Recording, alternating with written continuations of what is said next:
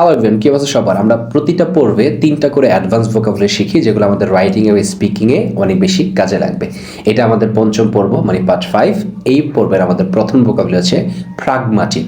প্রাগমাটিক মানে হচ্ছে practical, realistic, মানে অনেক বেশি বাস্তবসম্মত অথবা ব্যবহারিক। She took a pragmatic decision to save time and money. She took a pragmatic decision to save time and money, মানে সে হচ্ছে একটা বাস্তবসম্মত সিদ্ধান্ত নিয়েছিল টাকা এবং হচ্ছে সময় সেভ করতে। আমাদের 2 নম্বর ভোকাবুলারি হচ্ছে ইমিনেন্ট। ইমিনেন্ট মানে হচ্ছে আসন্ন, মানে হচ্ছে যেটাকে আমরা আপকামিং বলি।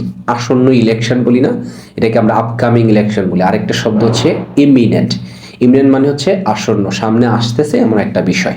For example, the dark clouds signalled an imminent storm. The dark clouds মানে হচ্ছে যে কালো অনেক মেঘ, আকাশে অনেক মেঘ আছে, এটা সিগনাল দিচ্ছে। Dark cloud signal and imminent storm মানে আসন্ন একটা ঝড়ের সিগনাল দিচ্ছে আমাদের এই ডার্ক ক্লাউডটা। তাহলে ইমিনেন্ট মানে হচ্ছে আসন্ন, আপকামিং, আসতেছে, এরকম একটা অবস্থাকে আমরা ইমিনেন্ট বলি। আমাদের 3 নম্বর ভোকাবুলারি হচ্ছে কনস্পিকিউয়াস মানে হচ্ছে স্পষ্ট, অনেক বেশি দৃশ্যমান, চোখে পড়ার মতন। যেমন আমরা বলতে পারি যে his bright red T shirt made him conspicuous in the crowd.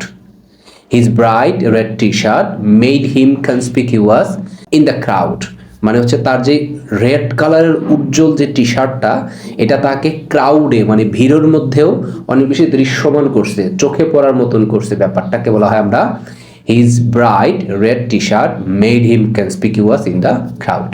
Hope you enjoyed this video. So don't forget to like, comment and share.